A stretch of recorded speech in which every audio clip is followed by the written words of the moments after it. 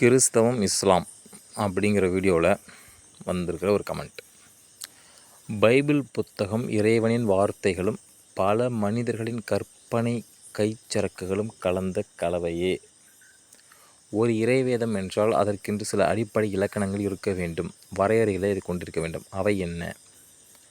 அதில் முரண்பாடு இருக்கக்கூடாது, அது கூறும் முன் அறிவிப்புகள் பொய்க்கக்கூடாது, மெய்க்க வேண்டும்.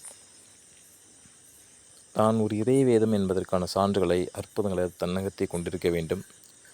அந்த வேதம் கூறும் கருத்துக்கள் நிரூபிக்கப்பட்ட அறிவியல் உண்மைகளுக்கு முரண்படக்கூடாது. இது போன்ற அடிப்படை இலக்கணங்களுக்கு உட்படவில்லை என்றால் அது புனித வேதம் அல்ல, மனித வேதம். அது மனித கைப்பட்டது, கரையப்பட்டது, மனித கற்பனை கைச்சரக்கு.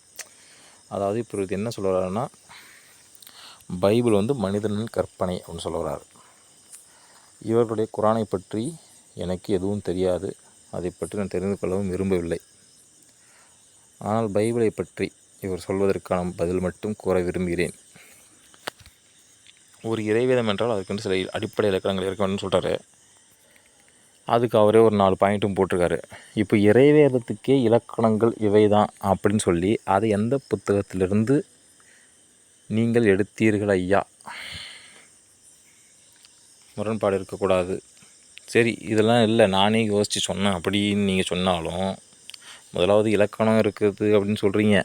அது முதல்ல எந்த புத்தகத்துலேருந்து? அந்த இறைவேதத்துக்கே இலக்கணம் இதுதான் அப்படின்னு சொல்லிட்டு அது அதில் எதில் எழுதியிருக்குது அதை சொல்லுங்கள் ஃபஸ்ட்டு.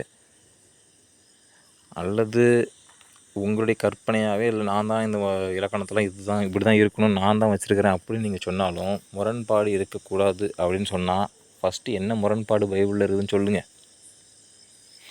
நீங்கள் சொல்கிற மாதிரி நான் சொல்லிட்டு போகிறேன், பைபிளில் முரண்பாடு இல்லை. அது கூறும் முன்னறிவிப்புகள் பொய்க்க கூடாது, மெய்க்க வேண்டும். கண்டிப்பாக சொல்லப்பட்ட தீர்க்க தரிசனங்கள் அனைத்தும் நடந்து கொண்டிருக்கிறது. தான் ஒரு இறைவேதம் என்பதற்கான சான்றுகளை, அற்புதங்களை தன்னகத்தை கொண்டிருக்க வேண்டும். நீங்கள் மொட்டையாக என்னென்ன சொல்கிறீங்களோ அதே மாதிரி நான் சொல்கிறேன். அதுக்குள்ளே பைபிளிலே அனைத்தும் இருக்கிறது. அந்த வேதம் கூறும் கருத்துக்கள் நிரூபிக்கப்பட்ட அறிவியல் உண்மைகளுக்கு மரணப்படக்கூடாது. இது போன்ற அடிப்படை இலக்கணங்களுக்கு உட்படவில்லை என்றால் புனித வேதம் அல்ல.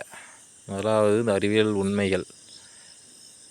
பைபிள் ஒரு வசனம் என்ன அப்படின்னா, ஞானிகளுடைய ஞானத்தை அழித்து புத்திசாலிகளுடைய புத்தியை அவமாக்குவேன். அதாவது இப்போ நீங்கள் சொல்கிறீங்க பார்த்தீங்களா, இந்த சயின்ஸ் அதெல்லாம் ஆண்டவர் அழித்து அவமாக்குவேன் அப்படின்னா ஒன்று நினச்சின்னு இருப்பாங்களாம், அதெல்லாம் பொய்ன்னு கடைசியாக மாற்றிட்டு வரான். இதே இந்த சயின்ஸ் எல்லாம் அப்படின்னு பைபிள் இருக்குதுங்க. ஸோ இந்த நிரூபிக்கப்பட்ட உண்மைங்கிறது அது 20 வருஷம் 30 வருஷத்துக்கு ஒரு டைம் மாறிக்கிட்டே இருக்குங்க ஐயா. அதனால் அதெல்லாம் ஏற்புடையது அல்ல. அப்படியே இருந்தாலும் முதல்ல பைபிளில் என்ன அறிவியலுக்கு முரணாக இருக்குதுன்னு ஃபஸ்ட்டு சொல்லுங்கள். அதுக்கப்புறம் அதுக்கு நாங்கள் பதில் சொல்கிறோம்.